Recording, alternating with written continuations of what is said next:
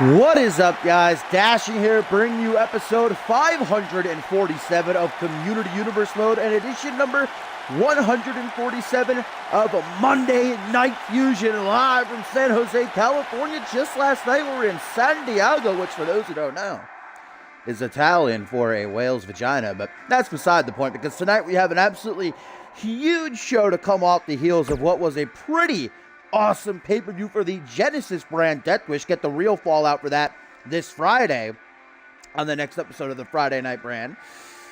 But, Nelly, now it is time for the Superstars of Fusion to take over, because, of course, this Sunday is going to be the Requiem pay-per-view.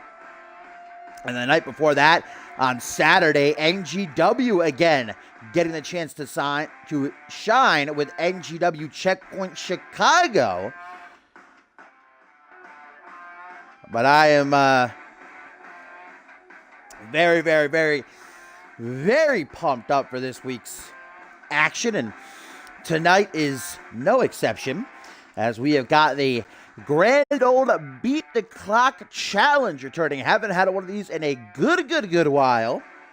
And this Beat the Clock Challenge revolving around this Sunday's main event, the World Championship match, where the champion Jacob Ziegler will defend against Harvey Hastings and PJ Moon in a triple threat. All three competitors in action tonight, and whomever gets the best time, whomever beats their opponent the quickest, will have the advantage of getting to pick the stipulation of that triple threat. Now, the rules of a Beat the Clock Challenge pretty simple. Like I said, whichever superstar beats their opponent in the quickest time will get that opportunity to choose the stipulation. However, if a superstar in the world title match, if Ziegler, Hastings, or PJ Moon lose, they will automatically be disqualified.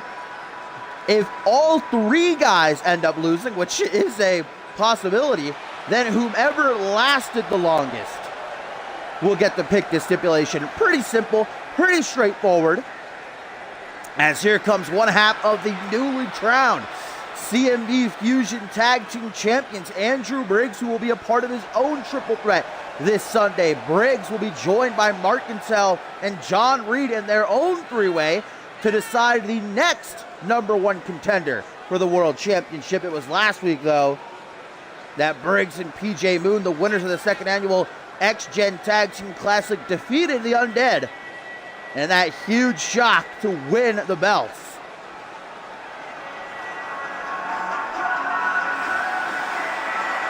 Andrew Briggs, who has been on fire this season, who kicked off the season on the premiere by defeating world champion Jacob Ziegler, took to Twitter to say he's going to do it again right here. Briggs so far this season unbeaten one-on-one, completely unbeaten except for one match, that fatal five-way last month, where he wasn't even the one pinned. Harvey Hastings tapped out Mark Intel. Mark's still going to have his chance at revenge later on. He'll be the one facing Harvey Hastings. And in the main event, John Reed one-on-one with PJ Moon. But here he comes, the pride of Scotland, the undisputed champion, heading into his third championship defense this Sunday since winning the title at Battle Scars. And a triple threat, though, his reign in serious jeopardy. As well, it depends what the stipulation is. You gotta really think, if Jacob Ziegler wins the Beat the Clock, what kind of stipulation can he choose that will benefit him? I was thinking perhaps elimination, because then at least Jacob Ziegler will have to be pinned or submitted to lose his title. In a normal triple threat, that would not be the case.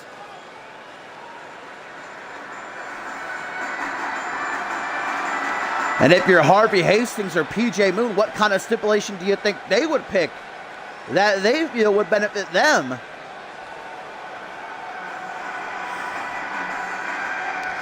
Jacob Ziegler with a shot at redemption here in this opener, though.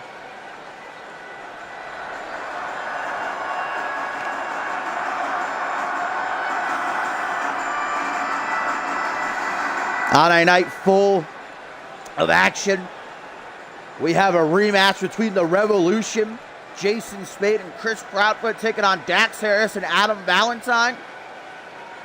That's a rebound match from the second annual X-Gen Tag Team Classic. Not to mention a huge fatal four-way, pitting some newcomers against each other, giving them the chance to shine.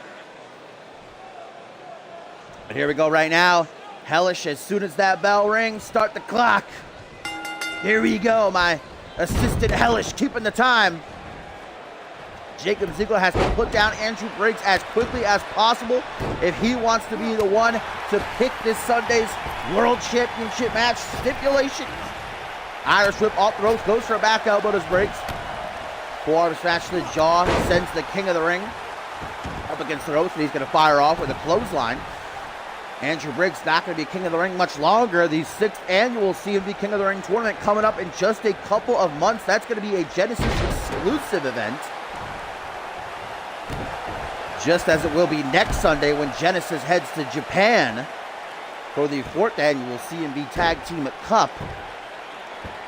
Andrew Briggs always the show off. Nice little headstand. What up, Echo? Couple of stomps now by Briggs. Ziegler fires off with a spine buster, paying homage to Hall of Famer Paul Anderson, a close friend of the Scotsman's.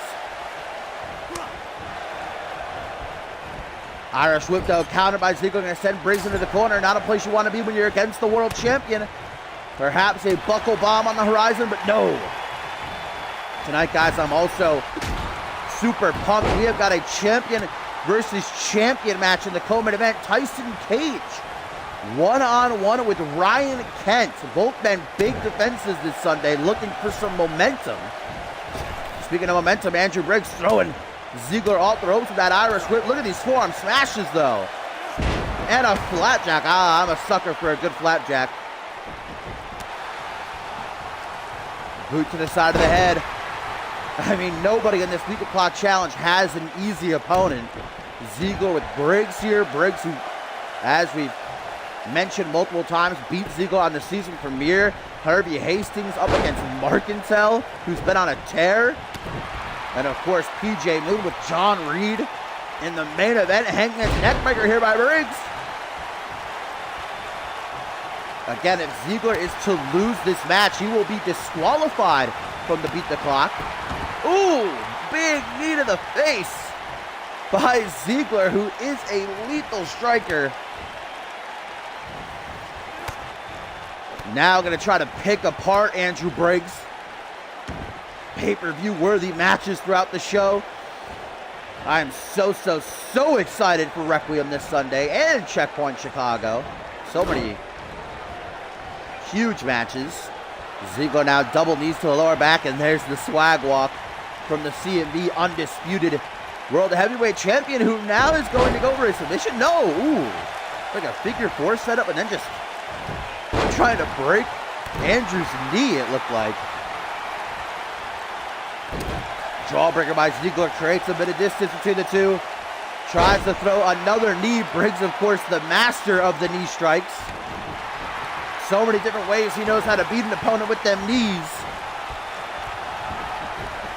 Well, that sharpshooter didn't work. Ziegler got a rope break, but Briggs to the top rope, looking to use the very maneuver he used last week, maybe, to win the tag team titles. No, instead a body splash, which I've never seen Briggs hit before. Only going to get a 1 count, though, out of the world champion. I'm being told from my assistant here that 3 minutes have passed so far. The timer ends when the bell rings. Jawbreaker, and look at this, Andrew just unloading with a fury.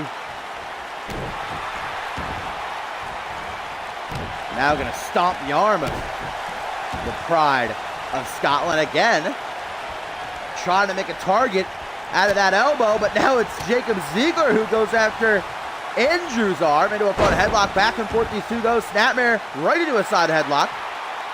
Andrew Briggs trying to slow things down, feels the match slipping away from him. Jacob Ziegler trapped Andrew Briggs, giving himself a rest while also making sure Ziegler doesn't get the opportunity to hit him with anything big. Here comes Briggs. Those knees right to the face, busting Ziegler wide open. That is not good. With just days to go until Requiem. Big final knee. Ziggler is stunned, but not for long. Andrew Briggs gave him a precious few seconds to recuperate. Now look at these two just desperately jockeying for control. Gonna target that cut. Oh, I thought he was going for a knee drop. Elbow drop instead from one half of the CMV Fusion Tag Team Champions into a reverse chin lock.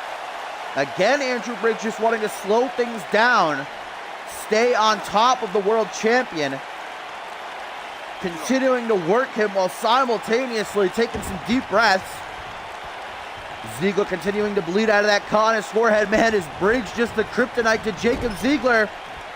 Into the corner, Briggs is looking to finish. Exactly the way he beat Ziggler on the season premiere. Shining Wizard, short arm clothesline. Into the pin. 1, 2, just a 2 count. 5 minutes have now passed. Andrew Briggs just nearly getting Ziggler disqualified from this beat the clock challenge. Man, if Briggs defeats Ziggler again, in my mind, Briggs should be the #1 contender. Gonna have to win that triple threat this Sunday, though, either way. Pull back into a tilt-a-whirl single knee backbreaker. Again, the swag walk. Here comes Ziggler firing back. The crowd split. What a match it's been so far. Nice counter by Andrew Briggs. Uh-oh, Ziggler hangs on into the top rope. He goes. Double axe handle from the high rent district. Now Briggs up to a vertical base. 6 minutes have lapsed. You know what Ziggler's looking for here, ladies and gentlemen? In the corner. Staple maneuver of the Scotsman. The buckle bomb. Andrew Briggs, though, immediately recuperates, dodging that stomp. Now look at these two just desperately flailing at each other. Big old clothesline there by Briggs. Trip up, though, by the champ. Ziggler's got him right where he wants him.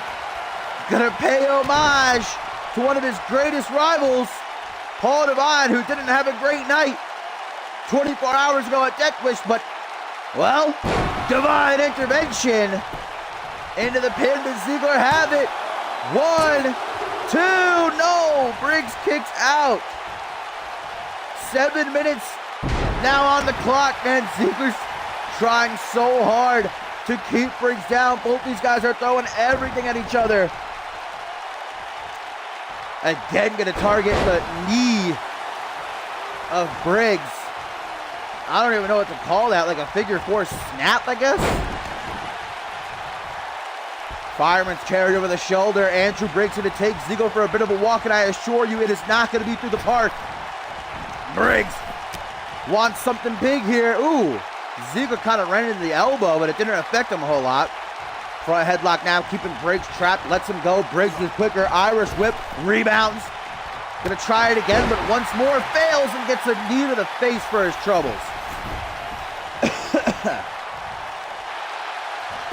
Hook to the leg, will that do it? Surprise knee, catching Briggs. A very, very close 2 count, 8 minutes. This is not good. I mean, it's good for us because this has been a awesome match. You know, their first match was kind of tainted because of the interference by Bannon, but this is just straight up athleticism between the two, battling it out. And this is just our opener, German suplex. Into the pin, it's Briggs going to soil Ziggler's night. 1, 2, just a 2 count. There's no denying Ziggler has had a tough season. Managed to retain the title against that 5-star clash against Percy Simmons last month, that retaliation, but Ziggler!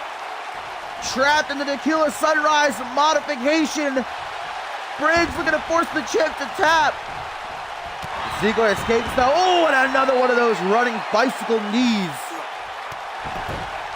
Again, wants the leg of Briggs, but the King of the Ring's not having any of it. We are just about at 10 minutes. And Ziggler now fueling the wrath of Andrew Briggs. Clothesline, off the ropes, leaping clothesline. Ziggler's reeling. Briggs knows it. Gonna go for those knees again. Ziggler says, no thank you, my friend. I'm already busted open. Now into the corner. A second buckle bomb, maybe. Could mean the end for Andrew Briggs in this match. the undisputed World Heavyweight Champion, getting a good shot at that ass. As Briggs gets his spine shattered again, just gets right back up, but a kick to the shin. Gonna drop him right back down. Jacob Ziegler hovering over Andrew Briggs, trying to catch his breath. And now Ziegler looks to finish off the king of the ring. Ooh, big old swinging neck breaker into the pin. Does he have it? 1, 2. Oh. 10 minutes officially has lapsed. Ziegler has got to put Briggs down. Rotation neckbreaker might be Briggs. Big last comeback here, his last ditch effort. Knees to the face, that already nasty wound, and Ziegler is leaking like a faucet. Yo, Ziegler might not make it to Requiem. Look at his face, his chest, dear Lord. But Briggs gets overzealous and walks right into a second divine intervention. Does Ziegler finally have it won? Uno, dos, Tracy does, the champ gets retribution and officially sets the time at 11 minutes. That's what Harvey Hastings and PJ Moon have to beat. 11 minutes and 11 seconds. Look at this. No ill feelings. Briggs, what a great match. Offers respect. And a handshake. Look at the champion. 11 minutes and 11 seconds. Harvey and PJ have got to beat that. That is a warrior right there, ladies and gentlemen.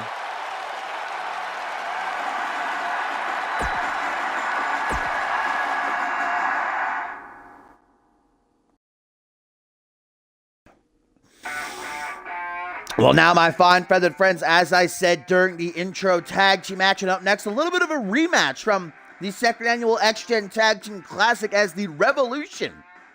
Jason Spade and Chris Proudfoot, who have actually finally been picking up some steam as of late.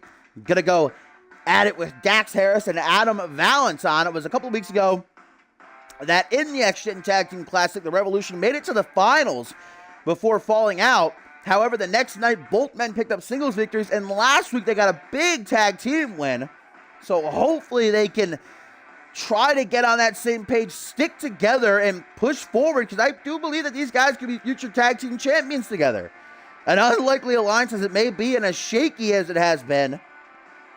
I guess we'll just have to wait and see as with everything else, guys. But I also want to let you know that tonight, Percy Simmons has handpicked an opponent to go one-on-one with his Requiem opponent, Cameron Cray. We know this Sunday, Percy Simmons, Cameron Cray will go one-on-one, where Percy Simmons and his ironclad contract are on the line. If he loses, that contract going to be torn to shreds. If he wins, he'll become #1 contender to the United States Championship. But Simmons says that he's found someone to soften up Cray before their matchup in just a few days' time. I gotta wonder who exactly he's going to bring to the dance. But for now, I am looking forward to this one, as here comes Jason Spade. Debuting towards the end of last season, Spade has won the favor of many in the CM universe. It was his trials and tribulations against the Undead, where he was outnumbered, obviously, that beckoned Chris Proudfoot to arrive and help him out. Since then, we've seen a lot of friction between the two former rivals. But as I mentioned, these last couple of weeks, it at least appears that they're putting that behind them finally.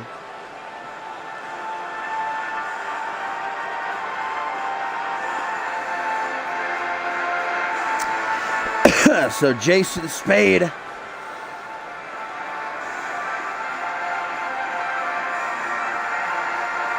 ready for action as we await the arrival of his partner. Wait a minute, what the hell? Why are Adam Valentine and Dax Harris coming out here? Where's Chris Proudfoot?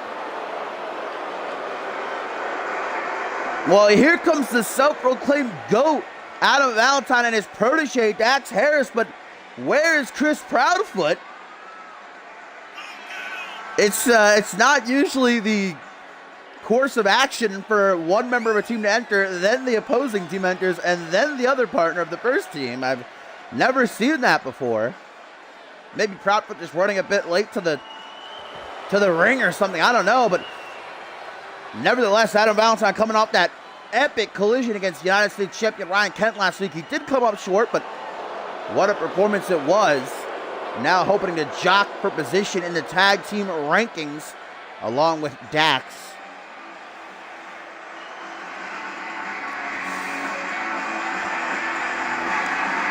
Well, guys, I don't know what's going on. This match has got to start. Jason Spade's ready to go. No Chris Proudfoot, but referee Murphy's going to ring the bell.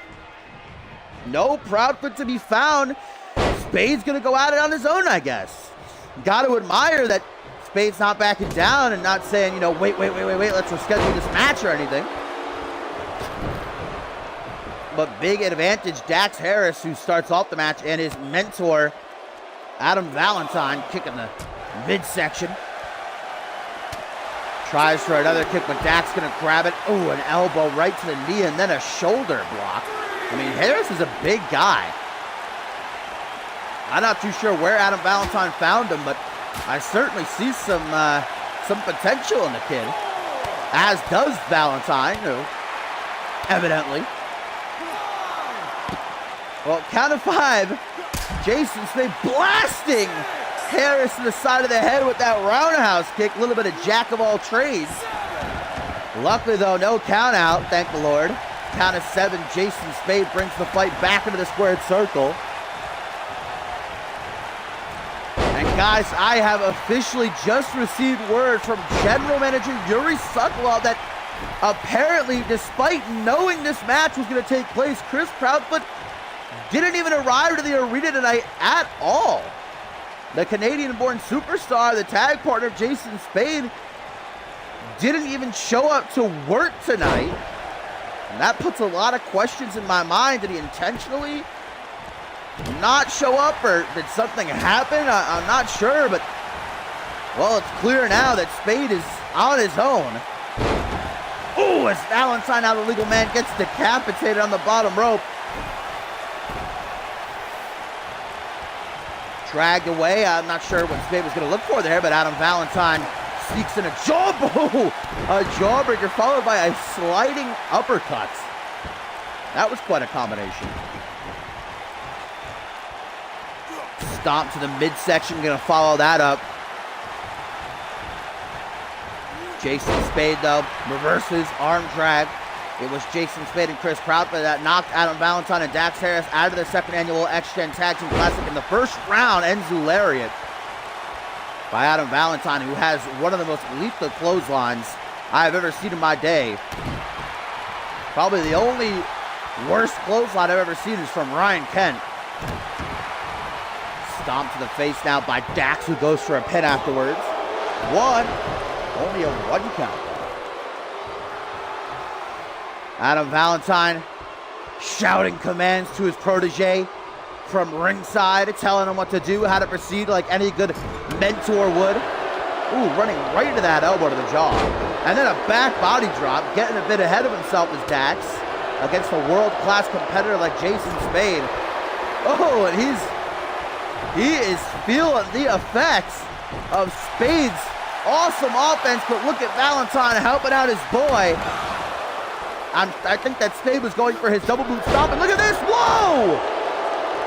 Adam Valentine single-handedly just whipped Spade throw first into the top rope. That gives Dax the chance to get to his feet before Spade. Absolutely great work by Adam Valentine there. Now Dax looks for a tag to the GOAT. Irish whip, and yeah, there you see nobody for Spade to tag to. Chris Proudfoot not here tonight. Big boot to the chest. Jason Spade, what's he looking for here? Back body drop. Handicap matches throughout CMV's history have largely seen the numbers game take control and end up being the deciding factor. Just look at last night. Of course, Spade doesn't have it as bad as Josh Wolf because both Pat LaFave and Braxton Sutter were active at the same time. It was tornado rules.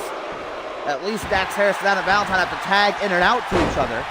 But there have been times where the person who's handicapped has come out victorious. Look at the first ever elimination tag team match in CMV history way back. It was X-Gen against, I do believe, the Industry, and well, Sushi X got eliminated early, but Quantum, who was then going by Omega Z, of course, at the time, came back, eliminated both members of the Industry. Look at this, though. Jason Spade lining up the shot on Dax Harris. The Lenzenberg lobotomy. But unfortunately for Spade, Valentine in the ring easily breaks it up. Nobody to stop him. And before Spade can give him his comeuppance, Valentine retreats. Ooh, what a reversal. Yes, please. That was awesome. Spade going for some kind of Hurricane Rana, instead got flattened with that sit-out powerbomb. What up, PJ? Second match of the night here. Opener saw Jacob Ziegler defeat Andrew Briggs. And a hell of a match to set the time to beat at 11 minutes and 11 seconds now. After that kitchen sink, Dax Harris to the top rope. Goes for his own double boot stomp. Trying to disrespect Jason Spade, who again is all on his own. Chris Proudfoot not here. Didn't show up for the match. Tagged out Adam Valentine. Rolling neck snap, kick to the back. Excellent teamwork. Adam Valentine, who I've always said is an underrated competitor, has never held championship gold in his near 2-year career. Dirty pin though by Valentine, tries to steal it, but has clearly given Dax Harris some great pointers. Adam Valentine gets out of the corner, heavy Irish whip. Spade ricochets, able to reverse a vertical suplex into a neck breaker. Coming up next, we have got Cameron Cray answering Percy Simmons' challenge. Simmons says he has hand-picked an opponent for Cray to go one-on-one with tonight ahead of their match this Sunday at Requiem. And of course, we've also got Harvey Hastings and PJ Moon trying to beat Jacob Ziegler's time, as well as a fatal four-way and a champion versus champion match in the main event, in the co-main event, I should say. Tyson Cage, one-on-one with Ryan Kent. Jason Spade, though, big boot. Connected that time. Spade is out of it, though. He's gassed. No chance to rest. Oh, Dax Harris got one. Now Jason Spade looks to deliver to Valentine. Ooh. Reverses the Lanzenberg lobotomy and a clothesline. Like I said, Valentine has a mean clothesline. That one just knocked him right out of the ring. Yo, what is up, Chris B? This is the second match of the night. So far, Jacob Ziegler has beat Andrew Briggs, setting the time to beat in tonight's Beat the Clock Challenge at 11 minutes and 11 seconds.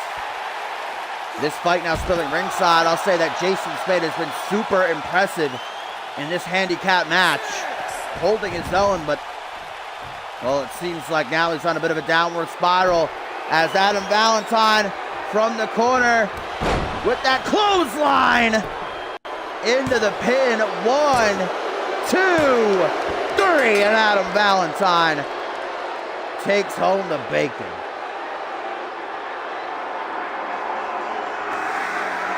Adam Valentine and Dax Harris taking advantage of the fact that Spade was all on his own. Chris Proudfoot not showing up to this match, and, well, a much-needed win for Valentine and his protege.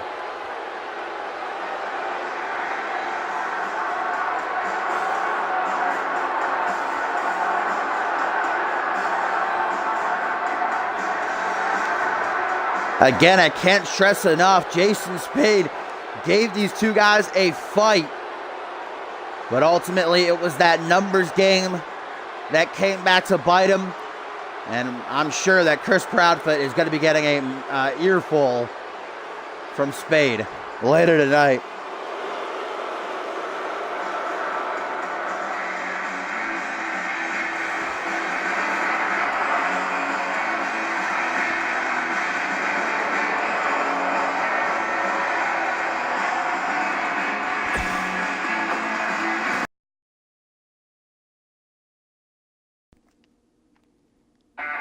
Our night now continues, guys. Third bout of the evening for Fusion number 147. And we're going to find out who exactly it is that Percy Simmons handpicked, apparently, to go at it with his Requiem opponent, Cameron Cray, the British Brute, who, since arriving in CMV, has been unbeaten.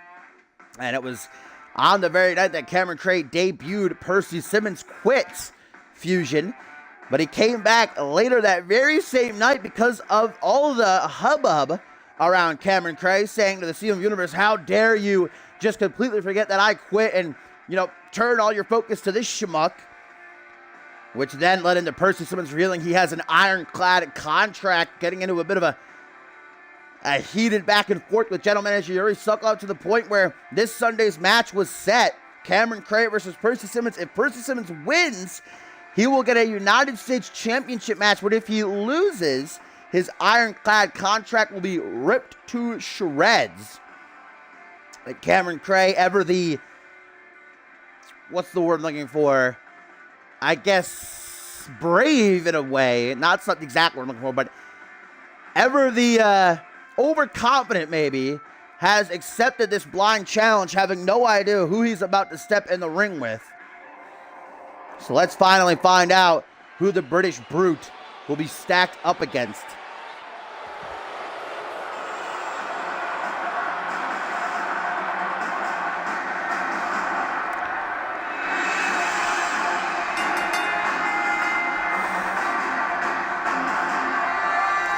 Cameron Cray says that he is going to pick Percy Simmons apart this Sunday.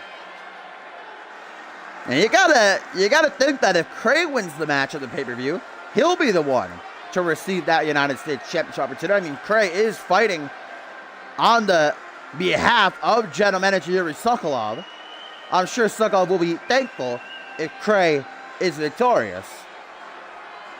And our first tweet of the night, guys, comes from Adam Valentine. He says, that's how the GOAT gets it done.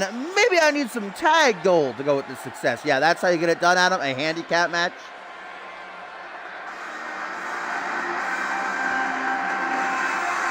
Cameron Cray, an uber technical superstar, loves to slowly and deliberately just rip limb by limb his opponents to pieces. But here we go. Who is Percy Simmons' hand-picked opponent? Wait a minute. Don't tell me.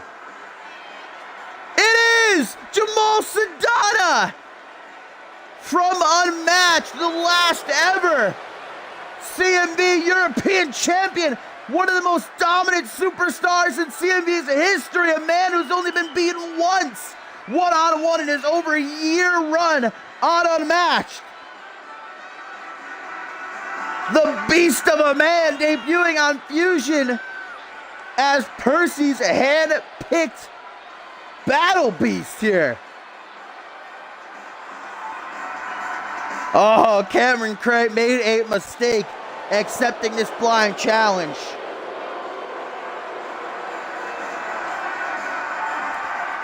Oh my God, Cameron Cray one-on-one with Jamal Sadana. You can immediately see that size difference, man. Simmons is diabolical.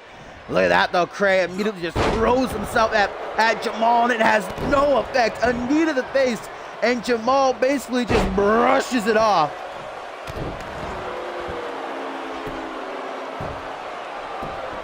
Cameron, though, does now have Sadana grounded, and here we go, wasting no time. Getting to the thick of it. You know, Jamal, a big, powerful guy has to be on his feet to use that strength and his superior weight. So Cray is a very smart man to be keeping Jamal grounded early on. Look at this though. Now snapping the arm of Jamal over the knee. And Percy there ringside sympathizing with his champion, I guess you could say, his fighting champion. Getting a front row seat. And there's Percy getting involved a moment ago. Can't say that I'm surprised about that. Short arm shoulder block. Guy's the last ever European champion. I mean, when you look at the undefeated streaks in CMV history, no one has had a longer undefeated streak than Jamal Sadana. Suffered his first and only singles loss at Implosion to Marco Punish. I mean, this guy is just the total package, but Cameron Cray is giving him a tough time early on. Has Jamal trapped in the side of headlock. Big man, though, to his feet quick.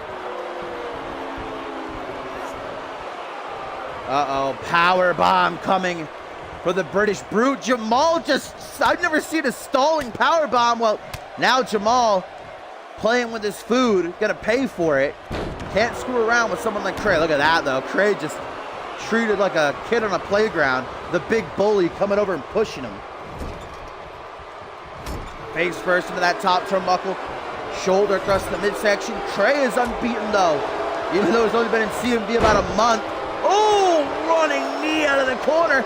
And Percy Simmons, guys, throws in a steel chair. Dastardly tactics trying to be utilized by the face of change, as if throwing Jamal Sadana at Cray isn't enough.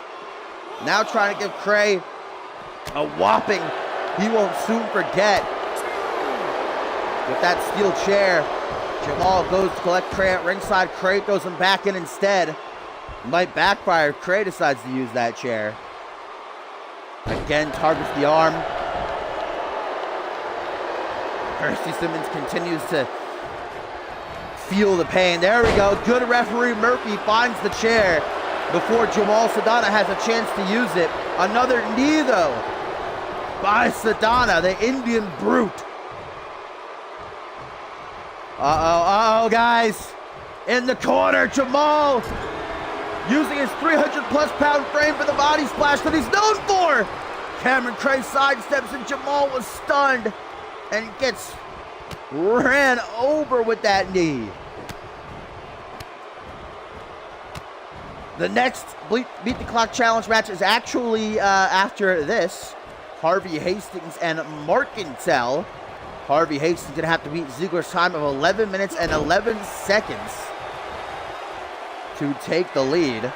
As Cameron Cray again softens up Jamal, now stalking him. Jamal unaware of what's coming. Cameron Cray was looking to send Jamal to the bottom of the things. Reverses the package pile driver, though. Single-handed choke slam. Into the corner again, off the ropes, drops down again, drops down a third time. Cameron Cray getting that cardio in. Drops down to one knee. This pure mass of muscle. Oh my God, now Cray, and right in front of Percy, who collapsed. So cheeky. Simmons is loving what he's seeing right now. Oh, no! Jamal! One of the maneuvers that kept him unbeaten for over a year. He goes for it. Reversal by Cray.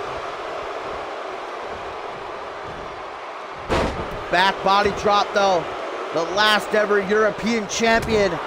Clipped with a shot to the jaw. Cray's coming back. The fans don't seem to like either one of these guys. I mean, Cray does have an attitude on him. Oh, shot to the jaw. I do think everybody hates Percy Simmons a lot more, though.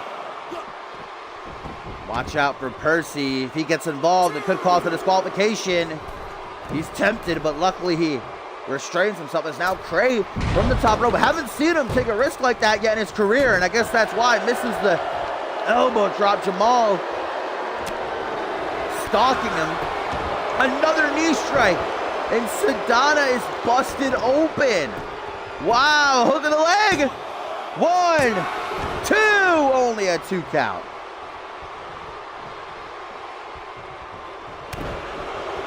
Jamal rocked right now, and Cameron Cray a second time looks to send Jamal to the bottom of the Thames, but he reverses it again. And Sedana with a stalling vertical suplex. Oh, Jamal plummeting Cray under the canvas with that Uranagi and drag by arm and leg. The Indian mastodon, this genetic freak, has the match won, but only a 2 count. Brought up to his feet, Irish whip into the corner. From behind, Jamal maybe looking for it again, that big body splash. Cray with a last-ditch effort throws the forearm. Jamal sends him right back into another corner. Boot to the side of the head, though. These two are desperate. I wouldn't look at these two on paper and think they'd put on a 5-star match. That's what it's been so far. Jamal's Fusion debut, handpicked by Percy Simmons to soften Cameron Cray up before their one-on-one match this Sunday at Requiem. And the tree of woe, Jamal Sedana. Those big, beefy legs, he just choke out Cray. Takes a deep breath. The last ever European champion now looks to put him down for good. And it's going to be Jamal who sends Cameron Cray to the bottom of the Thames. Another reversal! Impaler DDT, that is insane! These guys have both tried their finishers a plethora of times. Nobody can hit it though. Knee strike connects once more, and Cameron Cray shoots a look over at Percy. Neither one of these guys allowing the other to hit their biggest move.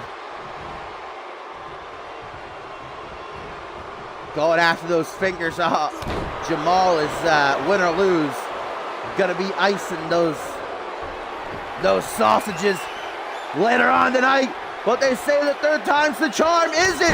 No! Oh my God! I've never seen this many finisher reversals. The bottom of the Thames reversed again. Charges Jamal. He's gonna pay for that. Forearm smash to the side of the head, runs out and no float over DDT. Further targeting that cut on the forehead. Welcome to Monday Night Fusion, Jamal. Cameron Cray, desperate as ever, into a lateral press pin, only a 2 count. I think there's been 6 or 7 finisher reversals. Nobody's been able to hit their finisher yet. They keep trying and trying. Look at this, Cameron Cray's gotten fed up. Just throwing. Jamal ringside, look at that person gonna help out his champion. But maybe it was a trap. Jamal hits him. Wait, Percy! Percy just laid hands on Cray. Cray now with a hot shot has Jamal stunned. Big discus forearm. Jamal is looking out of it. Cameron Cray transitions into a side headlock. Jamal is bleeding badly now. Blood starting to cover his entire face. Simmons has been playing devil's advocate this whole match. Another knee to the face. That's the 4th time. Oh, and of course, here comes Percy Simmons distracting Cameron Cray. Cray, foolish enough to fall for it. He should know better than that. Giving Jamal enough time to recuperate. Cameron Cray caught up in that drop toe hold. Now an Irish whip. This is basically a handicap match. DDT though. Cray ain't quitting. A 4th attempt. Oh my God, he's gonna go. He's gonna go for the recliner. If he taps out Jamal, looking right at Percy. Jamal immediately escapes it. Get out of here. Oh, what? I don't even think Cray had it fully locked in. And Jamal, you're not kidding me. Reverses the attitude adjustment again. Fuck off. I love this match. And now a triangle choke by Cameron Cray. Will Jamal be forced to tap for the first time ever in his career? The strength of Sedana. Clutching at his throat. What a power bomb though. And another Uranagi. Into the pin.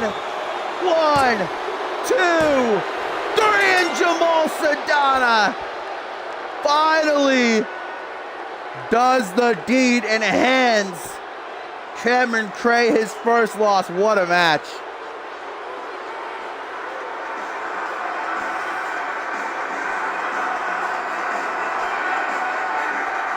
That was insane.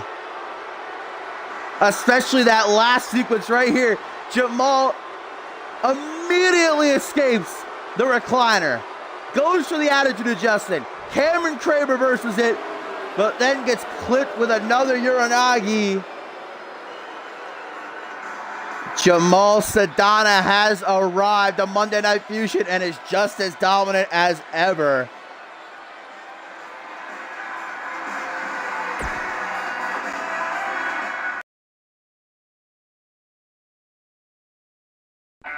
Man, what an episode of Fusion this has already been. We got a classic between Andrew Briggs and Jacob Ziegler. And speaking of Jacob Ziegler, setting the time to beat in tonight's Beat the Clock Challenge at 11 minutes and 11 seconds, which is what Harvey Hastings is going to have to strive to beat. Get a shorter time, defeat Mark Intel before then if he wants to be the one to choose the stipulation for this Sunday's World Championship match at Requiem.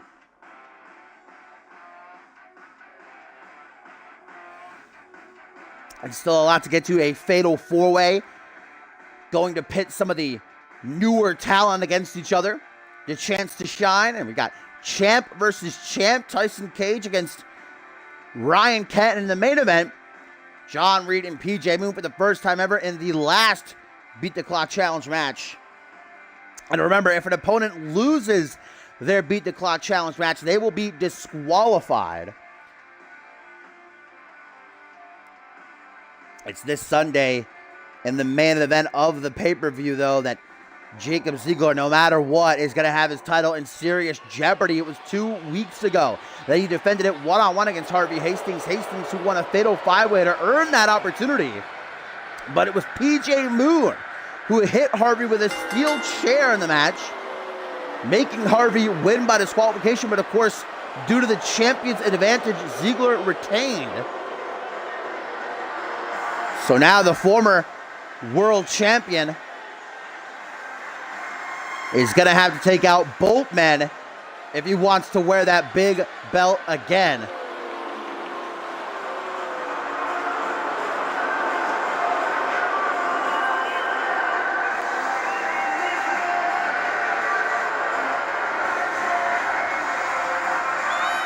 And Harvey Hastings knows that he can beat Mark Intel. Mark Intel is the one that Hastings tapped out in that fatal five-way. However, can he do it one-on-one? And can he do it against this new Mark Intel we've been seeing over these past couple weeks? The Mark Intel that nearly killed John Reed last week and that Extreme Rules match.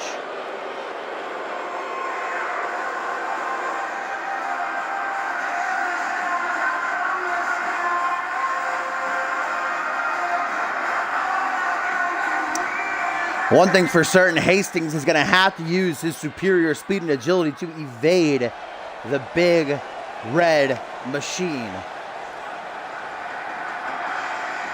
who has his own triple threat this Sunday, along with Andrew Briggs and John Reed, to determine who will be next in line after Sunday to challenge for the world title.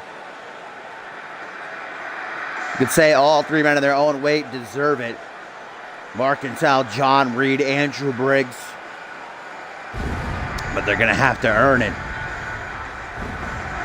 This is a seriously conflicted Mark Intel, an emotional Mark Intel. We've never really seen Mark Intel show a whole lot of emotion like he has in these last couple of weeks. Bit of a mental breakdown that has honestly made him stronger in a way somehow. Possibly the best I've seen Mark Cantel in years. One of the original monsters and a former Anarchy champion. How do you beat this man in less than 11 minutes?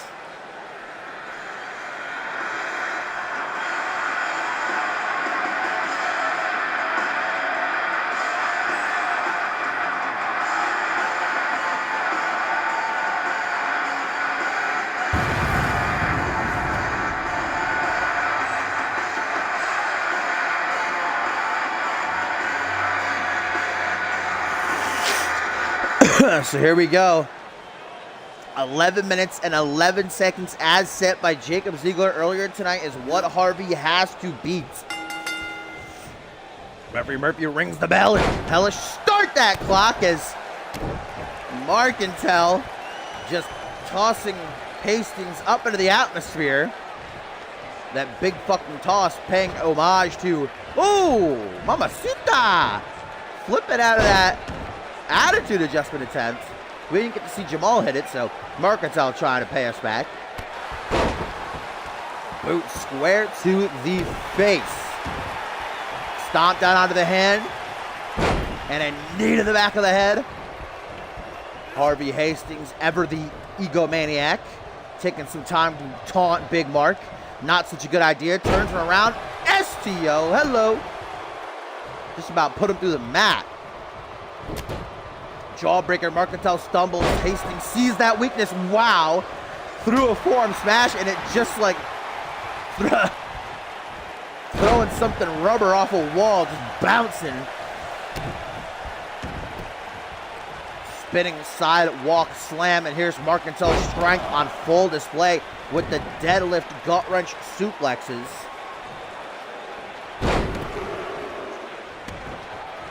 And the third and final as Harvey is looking like a rag doll. Mark Cantel is all power moves all the time. When you get hit by Big Mark, you feel it for weeks to come. Hastings not going down so easy. Has Mark Cantel in a seated position. 10 minutes remaining for Harvey Hastings to work here.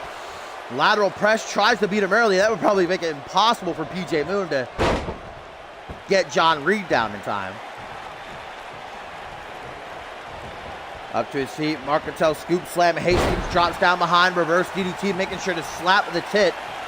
Into a Dragon Sleeper. Harvey Hastings, the submission expert, as I touched on, tapped out Mark Cantel in that fatal five-way to become #1 contender. This isn't fully locked in, though. Mark Cantel finds a way to escape after a few seconds. Body block. That's 300 plus pounds just mowing you down. 9 minutes. Mark Cantel just got run. Look at Harvey back away like, please. Please don't murder me.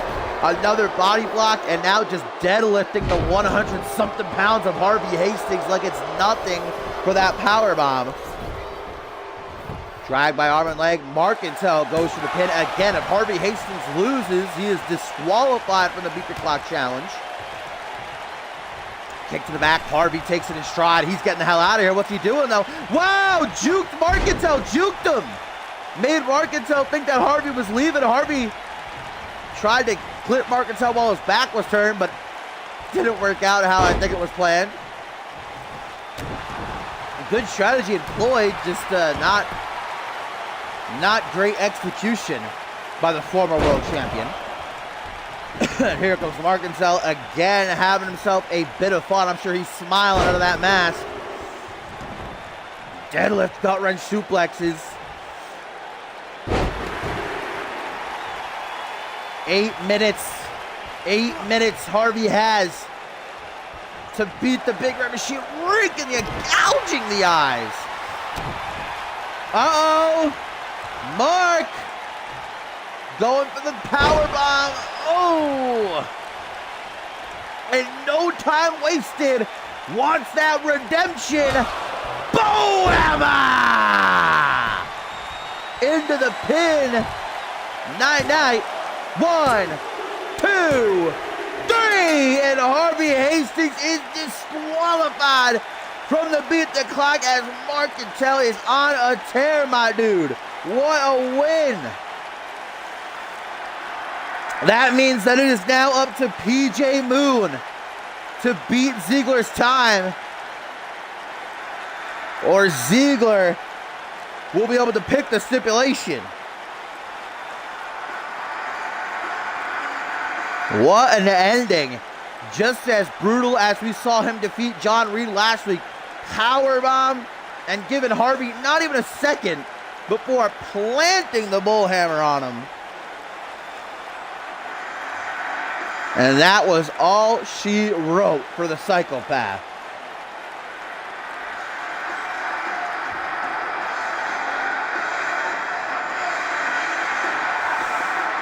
But will Marcantel this Sunday emerge from the triple threat as the #1 contender? I just saw how long his fingernails are, by the way. Yikes. Please trim those things. Tearing people's skin open.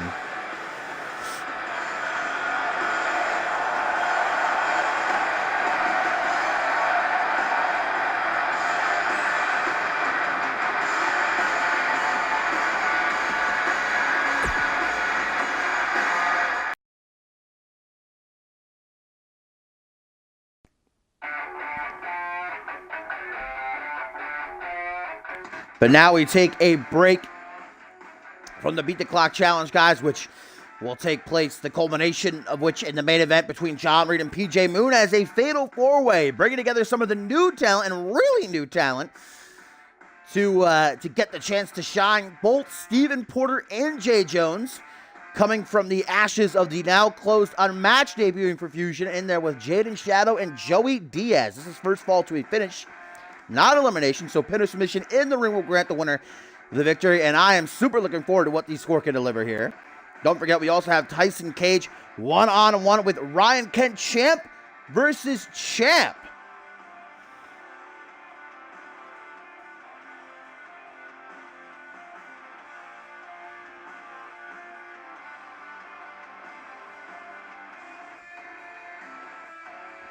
Stephen Porter and Jay Jones didn't have a whole lot of time to show what they're worth as a part of a match. Jay Jones longer. I think he was there for maybe half the year. While Stephen Porter, I think he only had one match. So not a really big reset for him. For Jones, I'm sure it's going to take some time to get adjusted, but pulling out the W in this fatal four-way.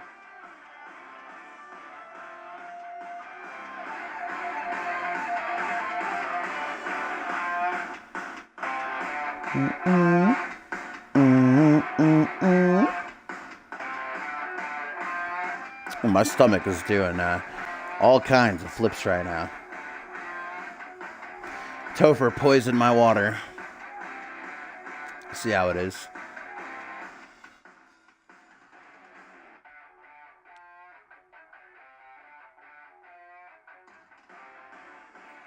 So here we go. Fatal four-way action.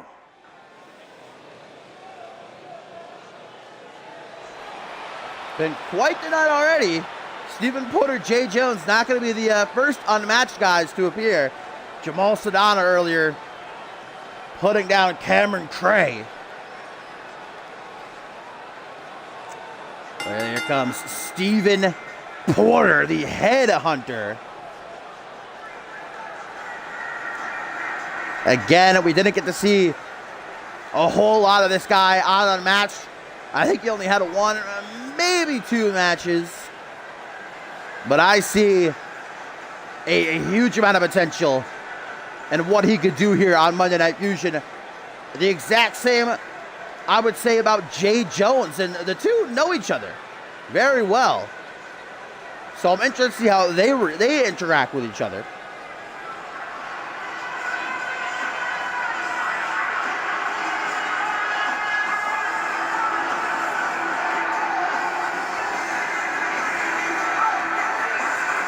The two men sharing the ring with NGW alumni who have been on Fusion for a good while. Both who have been struggling to put together a good streamline of success, Jaden Shadow and Joey Diaz.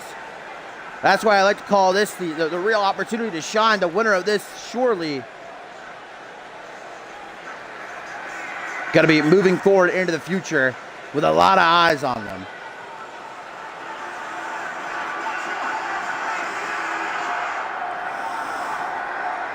So there's the headhunter ready to go, and now we meet the high-flying sensation, Jay Jones. And well, his name will probably tell you all you need to know. Loves to take to the air. And we don't have a whole lot of really agile guys on Monday Night Fusion compared to NGW and Genesis. You know, names that come to mind, Jason Spade and Harvey Hastings to an extent, Stefan now. So I'm happy to have Double J here.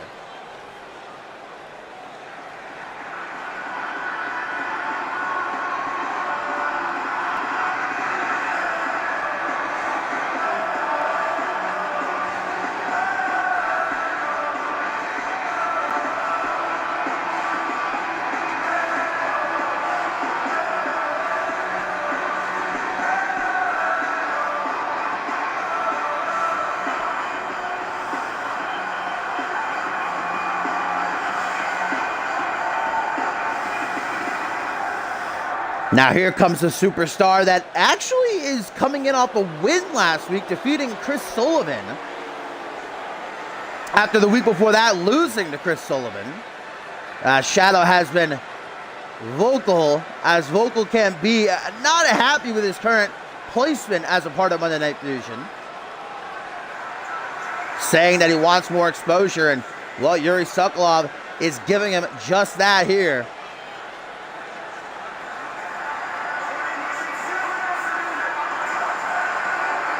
Chris Sullivan is scheduled to challenge Ryan Kemp for the United States Championship this Sunday. And I have to imagine with Jaden Shadow getting that win last week, if he can win this Fatal 4-Way, he very well be looking at a title opportunity.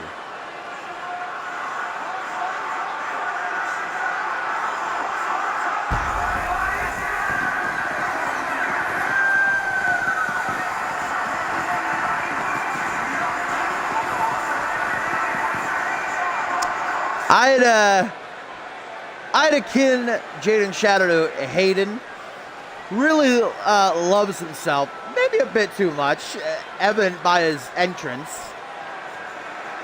Just taking his time, basking in his own glory.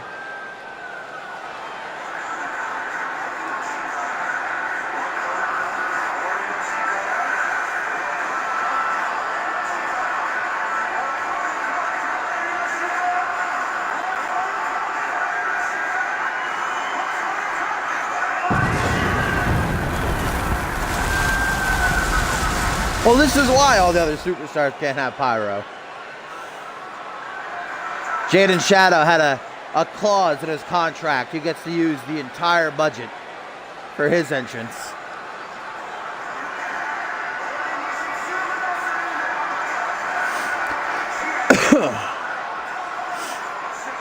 And here we go. Last but not least, to round out this Fatal 4-Way is a man who I personally believe one day is going to be a world champion. I mean, you don't believe me? Go back a couple of weeks to his match with Andrew Briggs. Woo, Nelly. Took Briggs to the limit. Had Briggs bloody bruised. Unfortunately, didn't come out with the win, but the hot commodity put himself on the map for a lot of doubters.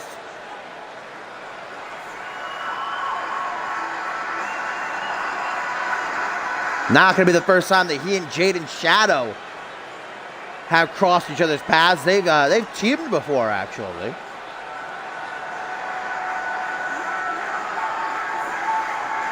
So again, much like Porter and Jones, I'm curious as to what the interactions between them is going to be like.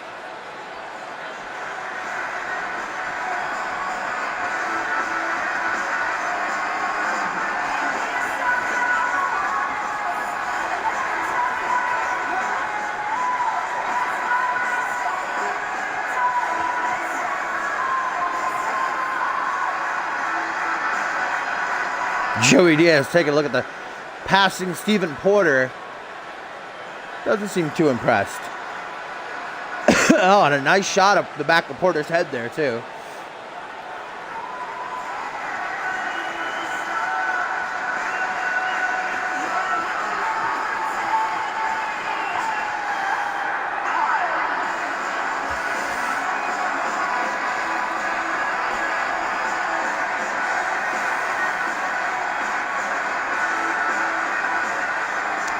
So let's get it on. Tertiary main event. Patel, four-way first fall to a finish. Pinner submission in the ring. Porter, Jones making their debuts. Shadow and Diaz just looking to, well, try and make something of themselves. Referee Murphy rings the bell. We got Porter going at it with a Shadow as Diaz. Probably, I'd say, the most athletic superstar of the current day Fusion roster. Now that Double J is here, though, could be rivaled in that department. Shadow goes for a punch to the top of Porter's head with the head hunter. Instead, going to trap him in the corner. Jay Jones taking his fight with the buddy to ringside. Porter down on the center of the ring. Jaden Shadow just biting his finger. Unorthodox offense. Jesus, these two fighting against the announcer said, we're going to knock over my Mountain Dew, guys. Come on. I need this shit. Jay Jones go. Modification on the Three Amigos. And those are some hard hits to be taken. Those thin pads basically get dropped on concrete. Snapmare now by the high flying Sensation. And the second time we're seeing a jack of all trades tonight. Meanwhile, Jaden Shadow still getting the better of Stephen Porter. Arm wrapped around the side. The arm seems to be the target of Shadow. Oh, right on the wrist, just stomping. That's some pretty dastardly shit. Look at this. Oh, what is Jaden doing? Oh, stomping on the bicep. And Diaz gonna drop Jay Jones right on the Minitron there. That's some plastic and metal in your face.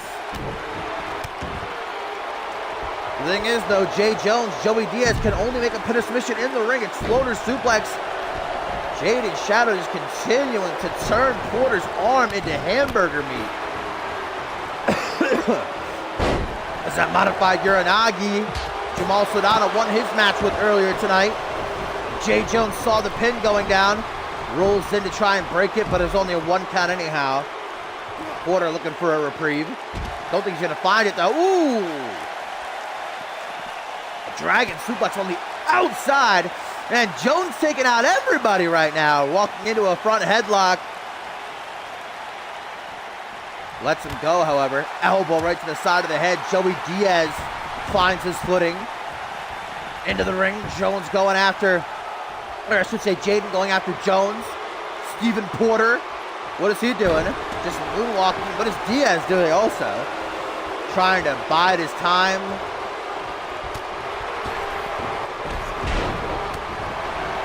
Ooh. Heavy hit. And goodbye, Double J for the time being. Oh! That was a cool spot right there. Super kick Zaguri. Revenge! Stephen Porter. Taken from the playbook of the Bloody Brit. Now gonna get a KO. A full-on smash to the base of the skull. Jockey for control. Jay back into the ring. German suplex. Diaz did not see that coming. Shadow back to work on Porter. But the headhunter with a super kick to the midsection. All four superstars trying to get the upper hand. Look at, whoa, whoa, whoa! Oh my God, that was sick. Handspring into a whirly-bird head scissors. Oh, Joey Diaz is enough, is enough. Good night, Shadow. Knee to the face. 1, 2. Oh, but only a 2 count. I thought that was going to be it. Joey Diaz revered for his knee gain. I think that's what made the match between him and Andrew Riggs so good. They were just throwing those knees for those people that like strong style. Falcon Arrow on the hunt. Oh, spear though by Shadow. Joey Diaz rolls to the outside as Jay Jones continuing off the spear. Jaden Shadow's just trying to get between these two, but it's not working out for him. Rotation neckbreaker.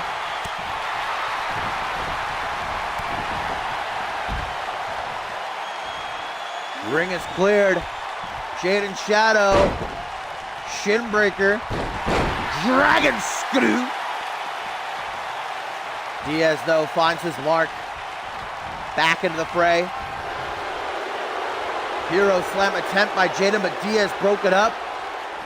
Gonna get his comeuppance as Jones and Shadow were together for a double Russian leg sweep.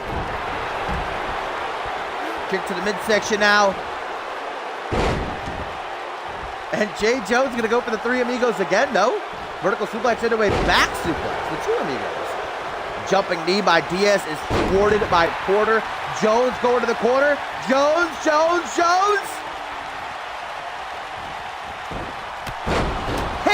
Oh my God, handspring. Pele kick. Power bomb. Supporter at the hands of Diaz. Jay Jones not done. Zigzag. Into the pin. Does he have it? Jones. 1, 2, 3. Jay Jones. Wait, no. What? You telling me that wasn't a 3? That has got to be one of the closest pins I have seen in my days. But now Joey Diaz to Porter. The head hunter getting his head bashed in. And into the pin now, the hot commodity. Does he have it? He does! Jay Jones finishing off his two amigos, but was distracted, and Diaz is going to emerge with the W.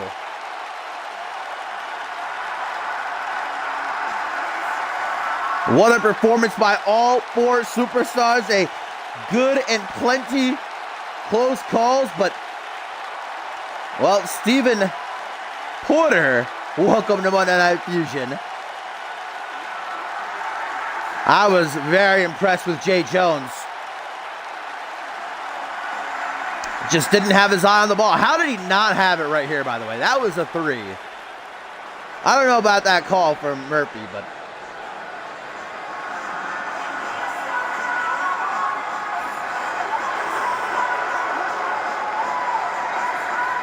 Joey Diaz, a future world champion, quote me.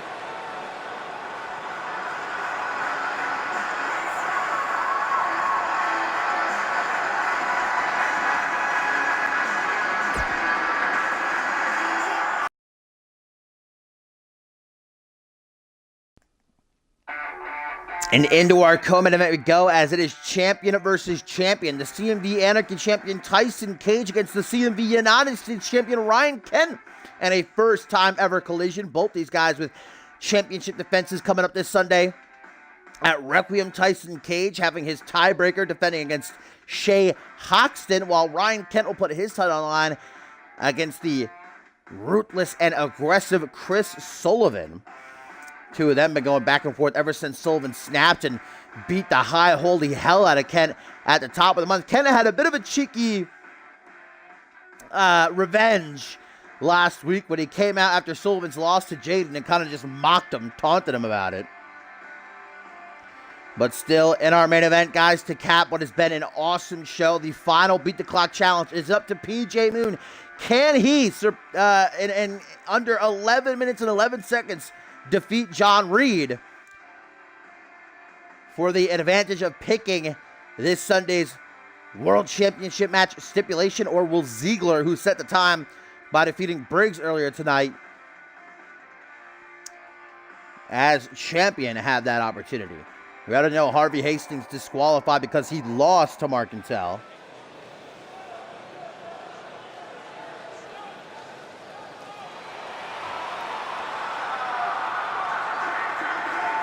There he comes, the dashing one Tyson Cage, a former Fusion Tag Team Champion, now two-time Anarchy Champion after winning this season's Anarchy Championship Tournament. This is his last season. He has gone on record saying he is going to retire at Ascendant 7, but he has got a lot of things to check off before then.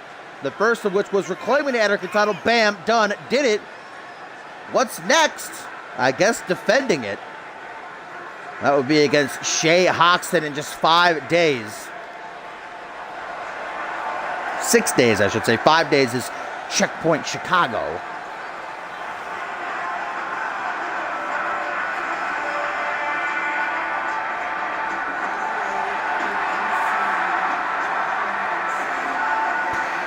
The bona fide movie star, toe-to-toe with the fire starter.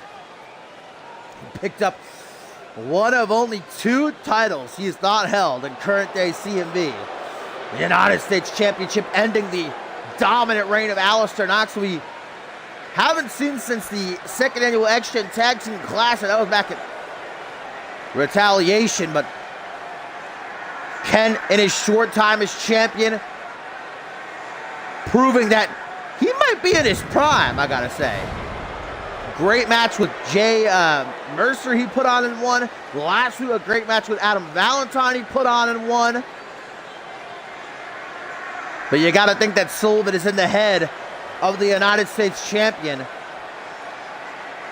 The most decorated superstar in CMV history.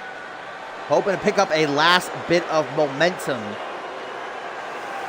over Tyson Cage, who's reeling still, I'm sure, after his first loss of the season last week to Percy Simmons.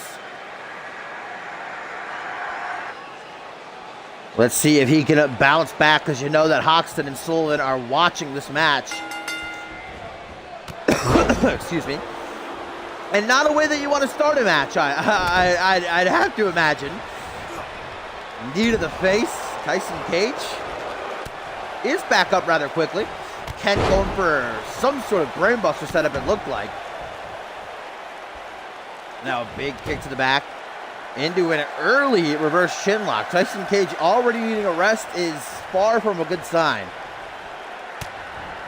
Kent doesn't hang around too long. To his feet, elbow to the gut again.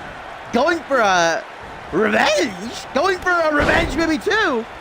Instead a calf kick. All these Brit shout-outs tonight. I don't even know if Britt is conscious after being dropped face first on a chair just 24 hours ago, but if he's watching Fusion, I bet he's not happy. Miffed. Everybody dare to steal his move.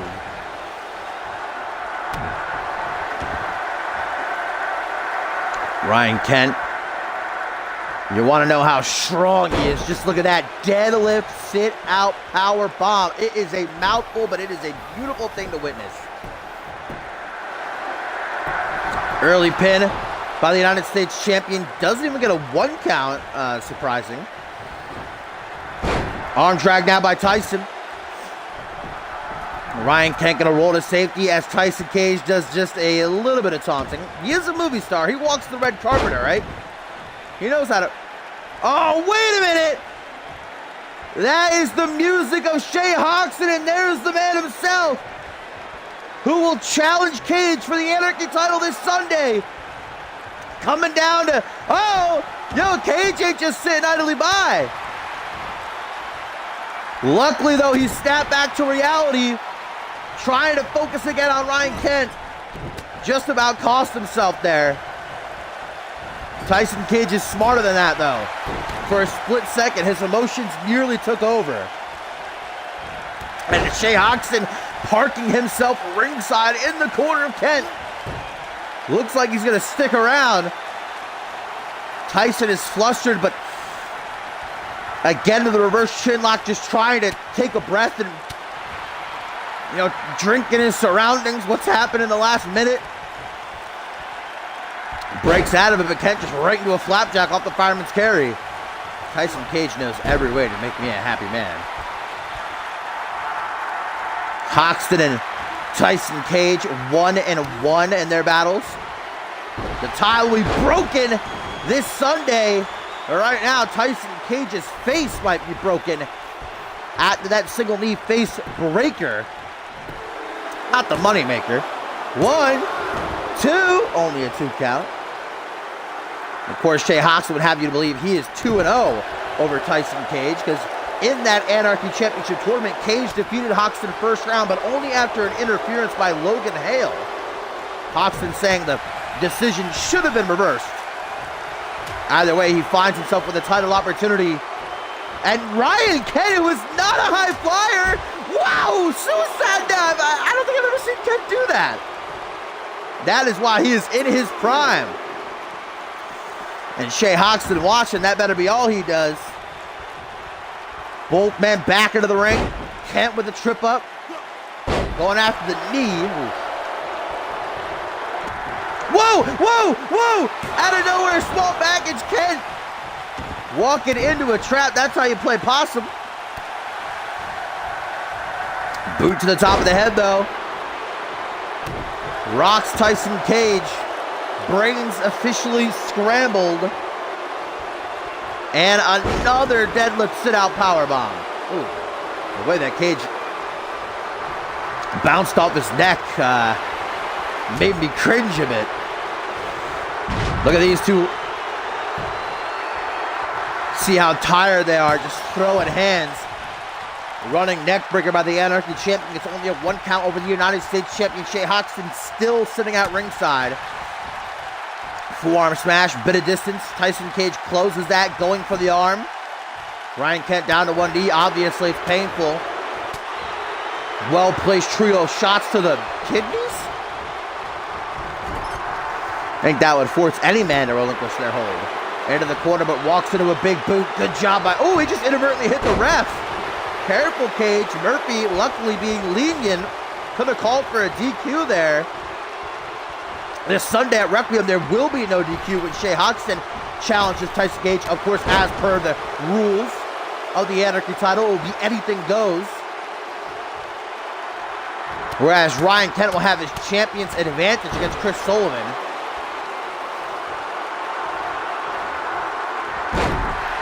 Nice counter. Arm wrench. Kent stunted. Not for too long. Hit to the midsection. Pops up that knee under the jaw. Why you gotta go after the moneymaker, Kent? Come on. That is the star of the #1 movie in America, Moon Knight, okay? You're just gonna go after the face like that? Oh, Lord. Oh! Long blower! Yay! Mamacita, that was something I did not expect to see. Double knees right to the back. Tyson Cage takes it in stride like a man. It's talking trash right to Kent's face. Telling Kent, come on, you want some? Get back in the ring, bitch. And there you go. Enziguri, that's what you wanted. Tyson Cage trying to help himself up in the corner. Just got a boot right to the back of the head. Counter. Arm drag. Oh, there's the punch. The punch of doom. But, oh, Shay Hoxton causing a ruckus ringside. Martini would not be happy. Distracting referee Murphy. And Tyson Cage. Ryan Kent. Aaron Solid neckbreaker. Just about ends this match.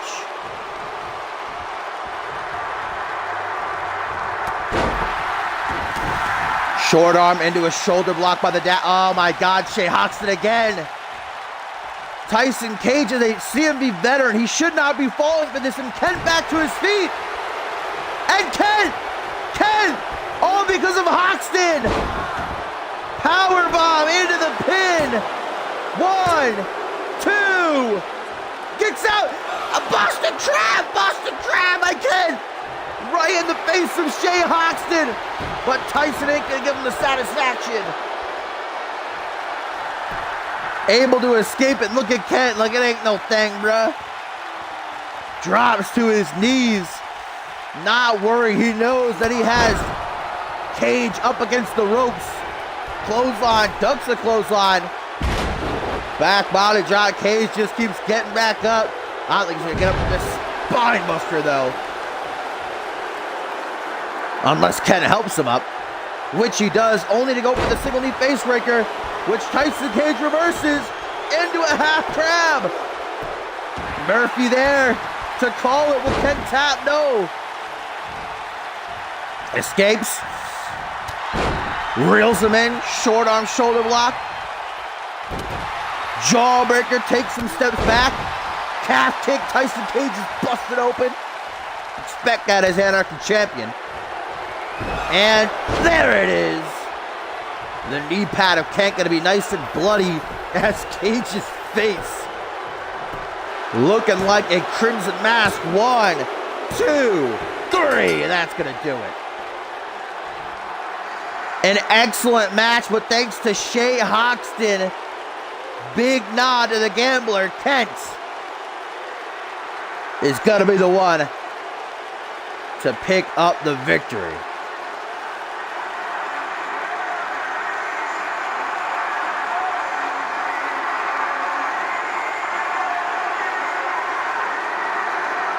Heat-seeking missile. Awesome. Awesome by Kent. And it was looking like Tyson Cage was on the verge of putting Kent away when Hoxton distracted him. That allowed Kent to hit the powerbomb. And then the Boston Crab right here. That didn't work, but, well, despite a little bit more offense by Cage afterwards, he was put down by the face breaker. And look at this now. Hoxton even going to get in the ring to celebrate with Kent. Maybe a friendship blossoming between these two. Kent's happy for the assist.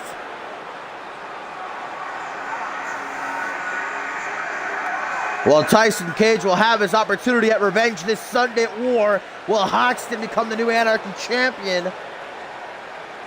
5 days' time, we'll find out.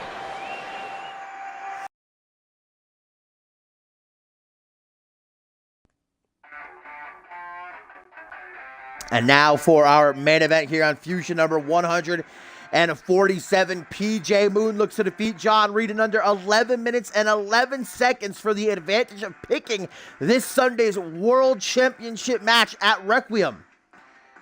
That time was set by Jacob Ziegler at the top of the show, who defeated Andrew Briggs, Moon's new tag team partner. It was Briggs and Moon who last week won the tag team titles by defeating the Undead. Harvey Hastings earlier, unfortunately, was disqualified from the Beat the Clock because he was beaten by Mercantile. So it all falls on Moon's shoulders. If he cannot beat John Reed in 11 minutes and 11 seconds, or if he loses, Jacob Ziegler will get to pick the stip.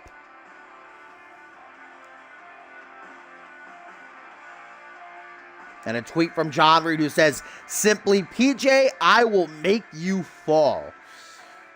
Keep in mind, Reed with a huge match himself this Sunday, joined by Mark Cantel and Andrew Briggs in a triple threat #1 contenders match.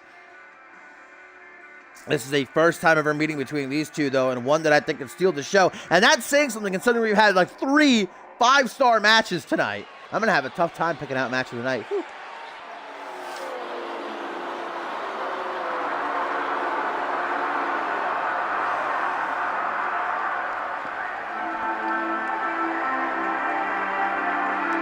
And a tweet from Moon fires back saying, stop tweeting before your entrance, you cuck. Is Reed a cuck? I wouldn't think so.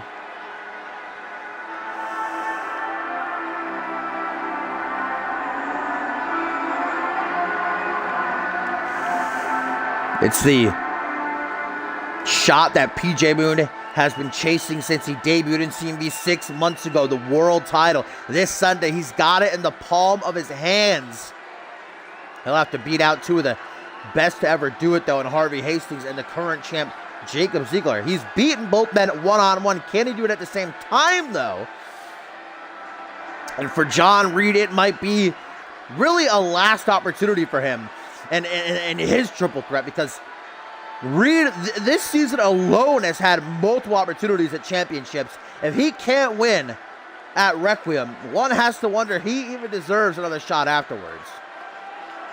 The CMV veteran, the former Anarchy champion, is a hell of a competitor. Nobody's denying that, but I mean, opportunity after opportunity after opportunity passing by. It comes a point where some other people have got to get that limelight.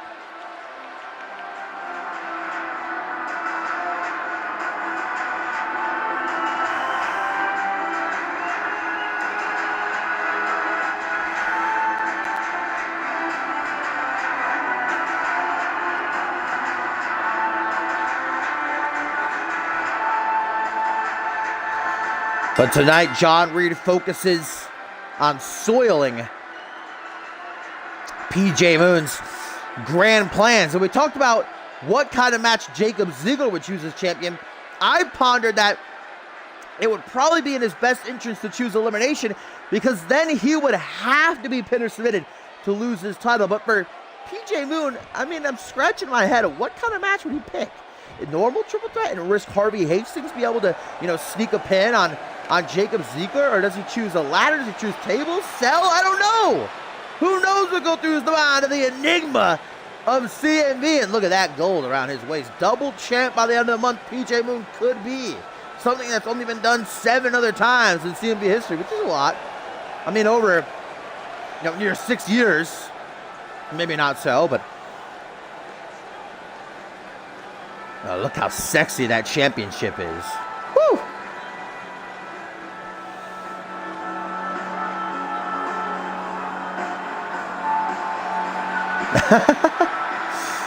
He's going to pick a PJ Moon on a pole match.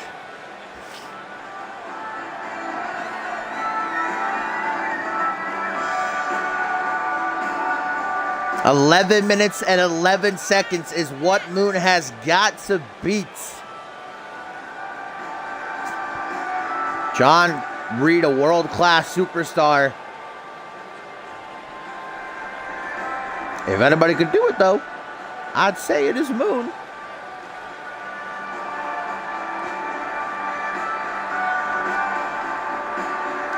Are we looking at the next undisputed champion?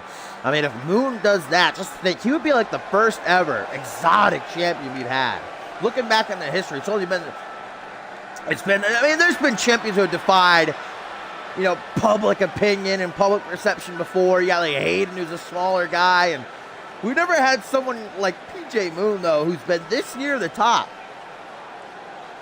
Someone so strange and out there. CMV would definitely get 10 times more erotic with Moon holding 2 of the titles on Monday Night Fusion.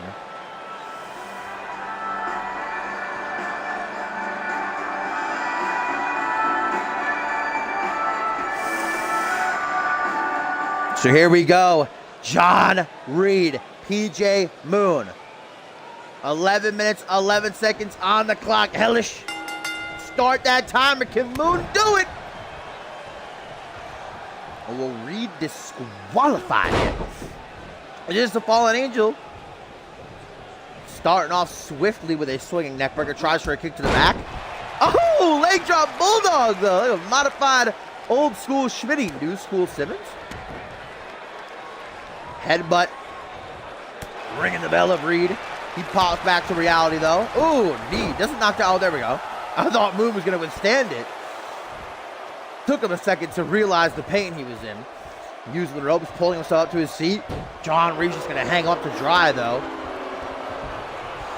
Draped over the middle rope. What is John doing here? Oh, my God. Do not. Those ropes are... I mean, I don't know if you guys ever felt wrestling ropes before. That shit is strong. Moon just got his back bent right his neck snap. This is an altogether nasty move.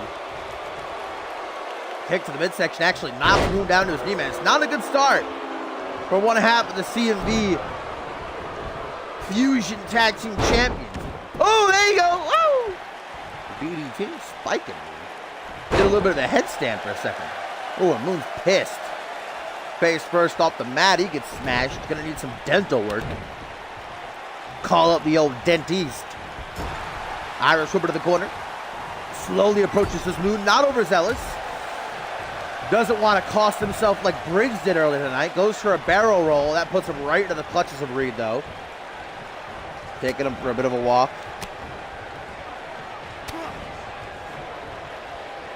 Elbow to the gut, elbow to the gut, elbow to the gut. Works every single time. How about a knee to the gut? PJ Moon needing a reprieve. Rolling to the apron as John Reed is loving the way this match is going so far. Fist meets side of the head, knocked to the outside. Watch out, though. I wonder if PJ Moon wins by count out. I imagine that would count. I haven't heard anything to, discredit that theory. That would actually be a good strategy. Moon not with it, though. Barrel roll connects that time. Uh-oh. Uh-oh. Look at that. Modified sharpshooter. Oh, I thought Reed tapped for a second. Murphy was like flailing his arms. Escapes, though, and instead bringing Moon to the center of the ring. Stomp to the lower back and just trying to bash open his skull 3 times in a row right off the canvas. Rolling neck snap. Old move. Going way back. The neck of PJ Moon seems to be a target, and well, I'd say that John Reed did his homework because PJ Moon has a history of neck injuries. Remember, going into Ascendant 6, Chris Diamond injured his neck and was a big focal point throughout that feud. There you go, PJ Moon grabbing at his neck right there. Showing signs, of a possible injury. Turning Moon inside out with that waistlock lariat. Up over the shoulders, 9 minutes PJ Moon has to win this match, and so far, not so good. Only a 1 count. Moon looking wobbly as he's brought him to his feet.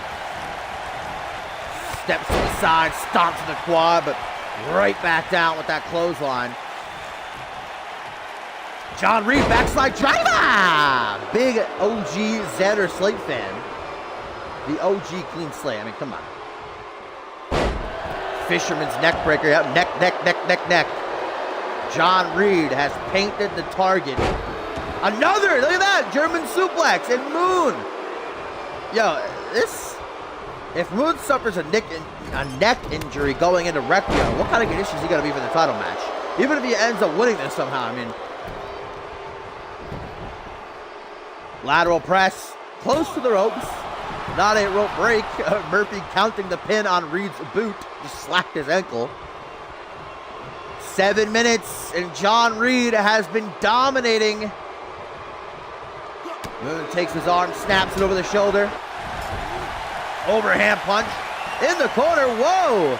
Oh! Sequence of the year. Another Fisherman's neck breaker. Aptly named. Super kick by Reed. Yep. On the button. Moon is busted open and bleeding like a stuck pig. Reed takes a breath. Does he have it? Only a 1 count. Well, he gave Moon a good few seconds. I have not seen Reed this impressive in a long time. Not since his Anarchy Championship reign last year, I don't think. Taking someone like Moon to the limit like this, and Moon to his feet. The fall! The fall! Will Moon be disqualified as John Reed has torn him a new one? Uno, dos. Oh, no trace, Topher, no trace. John Reed looking around like, you kidding me? How in the hell? But that's the heart of PJ Moon. We've all come to know and love. He's got some haters out there, but the majority of the CMV universe are behind him. Rings of Saturn applied. PJ Moon looking for a lot of submissions in this match. Will he make John Reed tap? Reed is caught. Oh, there you go. Escaping 5 minutes, 5 minutes. PJ Moon's got to work, man. Elbows for the cut. Working the wound. Continuing to go after the neck as well. straight jacket DDT. First time encounter, it has been all John Reed. Little spurts here and there from Moon, who can't even lift Reed apparently. The damage to his neck. And there you go. Oh man, like a bulldog with a bone. John Reed will not lay off the neck. Does he have it? Close, close, close, as close can be. PJ Moon pops up though, just when you think he's down. He is not out. PJ Moon slicks the sweat out of his hair, strutting his stuff. Ain't no thing but a chicken wang. 4 minutes on the clock. If 4 minutes passes, this match isn't going to end. It'll still go on, but Moon's chance to pick the stipulation will be forfeited. Moon gets tired of Reed taking so long to recuperate. It was a trap, though, playing possum, the fallen angel. How wise. Moon back into the ring, though, not having any of that. Neither here nor there. Overhand punch in the corner. Counters into the second turnbuckle face first. How you doing? And now PJ Moon for the comeback of the century. Creating some distance. Rolling heel kick. Right to the back of John Reed's head. 1, 2, 3, and PJ Moon puts down John Reed and earns the right to pick this Sunday's World Championship match stipulation. What a return by Moon there after getting his ass whooped the whole match. Don't count out Moon. The clock has been beaten. Now we wonder, what in the hell kind of stipulation is PJ Moon gonna pick?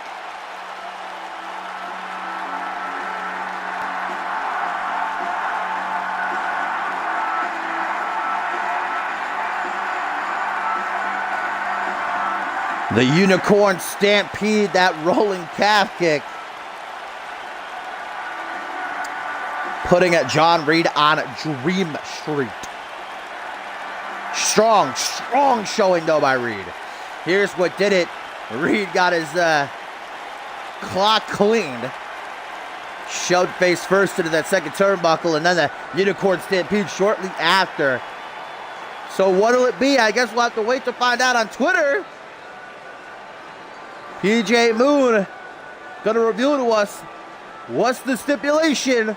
It's in the palm of his hands.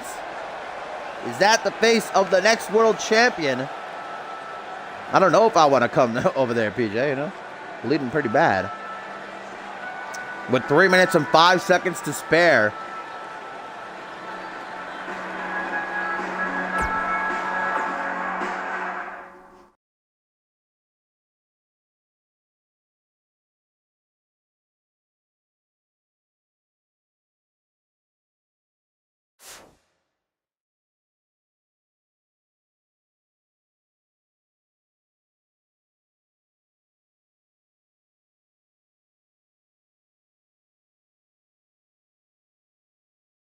Let's do a live event match. We haven't done one in a while. I got nothing to do. Jacob Ziegler versus Tyson Cage, quite a match.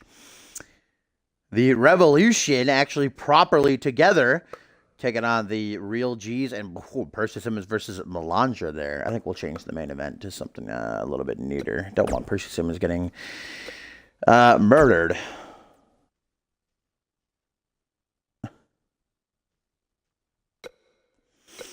All right, Ziggler versus Cage, Revolution versus Real G's. What should we do? Let's do a tag match. Were there any tag matches? Well, there was supposed to be, but Chris Proudfoot didn't show up, so there was no tag matches on Fusion. Let's do a tag match. Not a whole lot of people in chat here at the end of the stream, so I guess just throw out some names. Whatever I see first, whatever tickles my fancy, I'll slot in.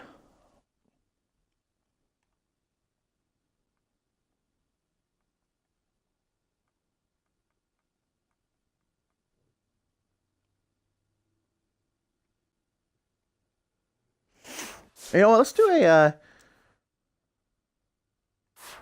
I don't know why I feel like watching a, do I even have it made? I think I do. Do I? Cool, I do. We'll do a 4-way elimination. I don't know why, but I just feel like it. And you know what? I do whatever I want, so. What do we got? John Reed, Shea Hoxton, and Percy Simmons. That is quite a contest. So, John Reed.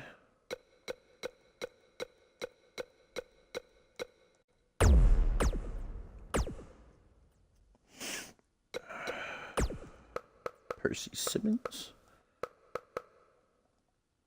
Dirty, dirty heel, fatal 4-way. And O'Shea.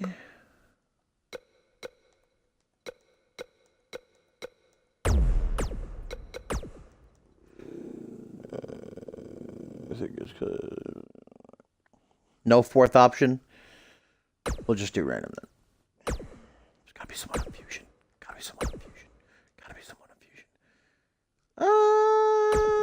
No, we'll let him rest after his win. Nah. I feel like it needs to be a face. We need a face in here.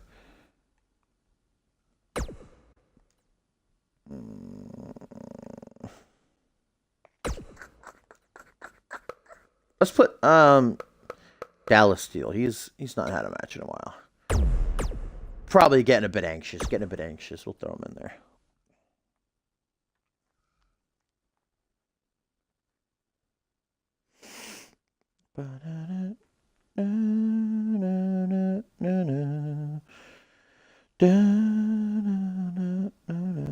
Is this the fatal 4-way of the century or nah?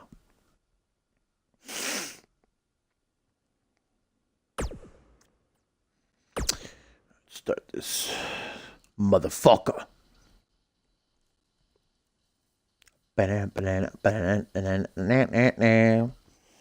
I'm so intrigued what the fuck Moon's gonna pick for the stipulation.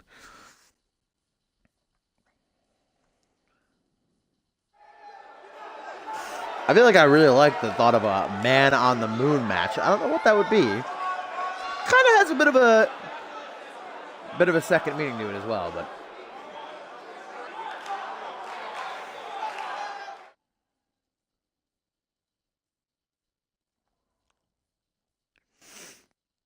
All right, we got Ziggler and Cage, champ versus champ dark match. Ziggler gets a tiny last bit of momentum, and the Revolution actually together pick up that tag W there.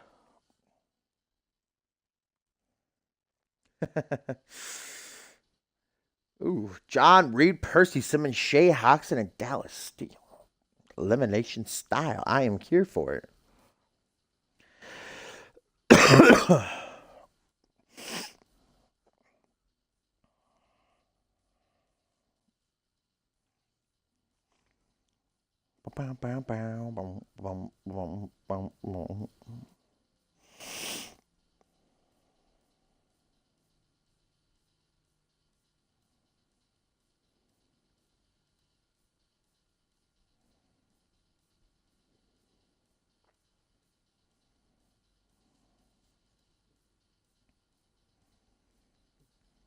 All right, let's get it on. Fatal 4-way. No countouts, no DQs. Boom, ring the bell. Last man standing, brother. Percy Simmons gonna throw hands with the God Killer. Dallas Steele while Shea Hoxton locks horns with John Reed. Shea Hoxton, the master of the live event. Saw him in that Battle Royal last time. Actually got to the final 2, but was chucked out by a Bloody Justice. Big old Euro uppercut off the ropes there.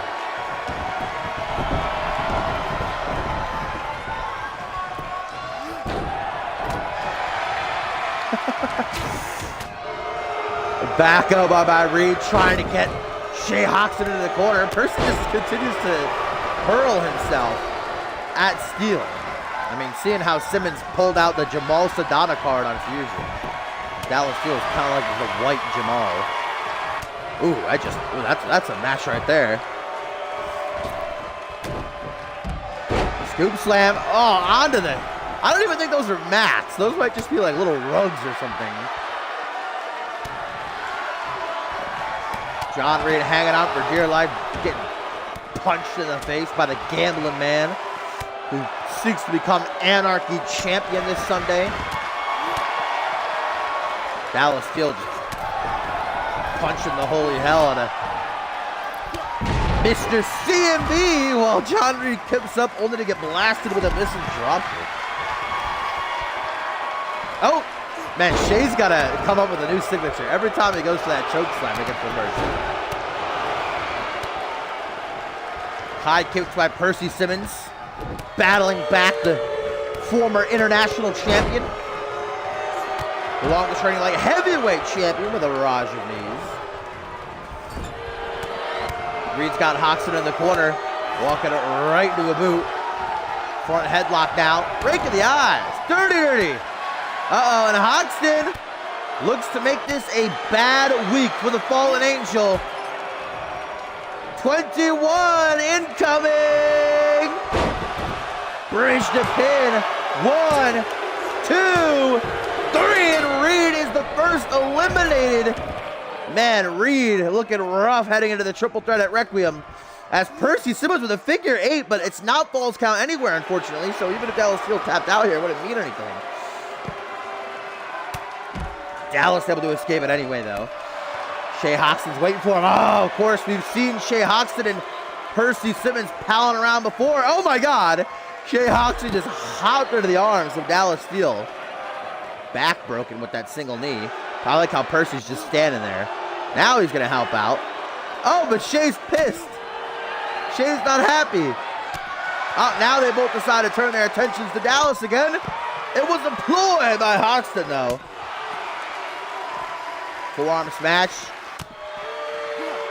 Forearm smash of his own. Dallas still not having it. High kick. Hoxton goes down to one knee. Percy unloading, but another. Oh! Yikers. That was a rough landing Percy took. Drop kicked out of a back suplex. That would be a cool tag team move. That's like the 5th time Percy's tried that wheel kick, and he's just completely missed. Shay Hoxton, well acquainted with the apron, as Percy going to toss the big man into the squared circle. Maybe looking to take him out. Yes! Curb stomp! The face of change looks to take out Dallas Steel. 1, 2, 3, and he does. It is down to Shay Hoxton and Percy Simmons. The pals, the buddies, the friends. Loose term. And a Cobra Clutch crossface that Shay Hoxton rather quickly escapes from. Ooh, now dropped over the top rope. Double boots to the chest, though. Hoxton launched into the corner. You know, both these guys have such big matches coming in just a few short days. Oh, Hoxton actually hits it, yeah! His hand wrapped around Percy's throat, just choking the life out of him while looking into his eyes. Shay's got to get some sort of sexual gratification from this, I feel. It's kinky. It's too kinky for me. Percy, though, survives it. Unfortunately, it runs right into Shay, who lights up his chest like the 4th of July. And now Hox.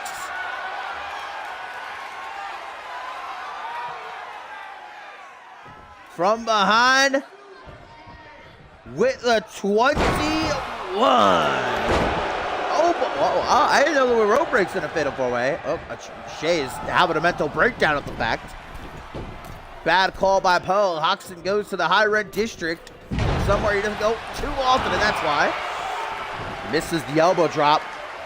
Well, Simmons survives the 21, but by the graces of the wrestling gods with that rope break. Now, ooh, in the corner. Throw his hands, caught by Hox. Hoxton, a little cheeky toss. Right back to the top rope. Ooh! There you go. high caliber offense from the Gambler. Oh, and he nearly gets one over. The gold-blooded Percy Simmons tries for a stop. Hoxton looking really good in this match, costing Tyson Cage his match against Ryan Kent on Fusion. Not been a bad week for Hoxton. Can he actually keep Percy down now? Stalling vertical suplex. Going to the corner. What's Hoxton doing? What? I've never seen Hoxton. What is he doing? I've never seen him go for this before. He's literally never hit this. Oh, what like an asshole walk he took. And then just punting Percy on the side of the head. And a dirty pin. 1, 2. Oh, all that combined, not enough. And Simmons is not. He's like, what the fuck, dude? Shay says Deuce is just dipping. They're arguing with each other. They're friends. They're loose friends. Having a little bit of a quarrel. Catchphrase ringside. High kick caught by Hoxton. Elbow to the knee. Percy moves out of the way for a kick to the back of the thigh. Rolls him over for a knee barrage, and Hoxton gets busted open. One final knee. Right to the jaw. Percy Simmons sends him back into the ring. On the apron. Oh, dear Lord. Oh, no. Rude. And not even done. A high knee. Bringing it all together. Hoxton in La La Land at this particular moment in time now. Stomp right out of the ankle. Shay says, shoo, you shoo. Drags him away from the ropes. Doesn't want Percy to get lucky with another rope break. Cloverleaf setup. Cloverleaf pain. The knee into the lower back like a dagger getting stabbed. Pierces the flesh. Percy, though, one opening. All he needs. Oh, jeez. What? Oh! 66666. I love that. Now look at the pin. 1, 2. That move was awesome. I love the cocky pin, too. Well, that might not have been enough, but Percy looking to seal the deal. What? Throws another kick. Hoxton waiting for him. Irish whip. Watch out, Poe. Don't get caught in the middle of this lover's quarrel. For the second time. Curb stomp. Has that mat taste, Hox?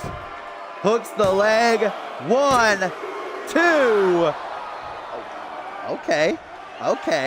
Look at Percy like, nah. Nah, fam. I got plans. And another curb stomp. Hoxton is covered in blood.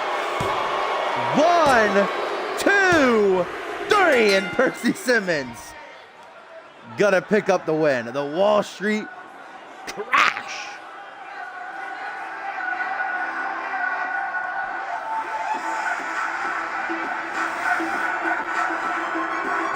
Well, you'd forget that started off as a fatal four-way. John Reed and Dallas Steele got eliminated. Such a good back-and-forth match to the end between the... Oh, I love that move right there.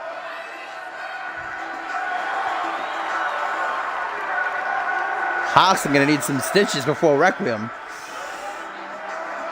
I wonder if Percy will hold the ice pack to the back of his head.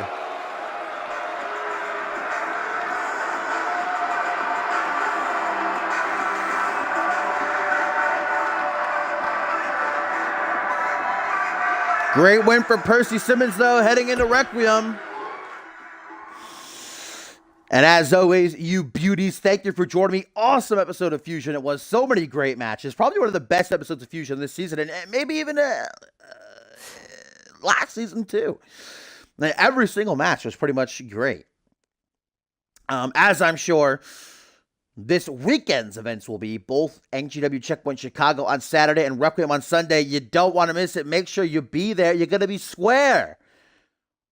Have a great rest of your Monday night, though, and I will catch you all tomorrow for the go-home edition of NGW. Toodles.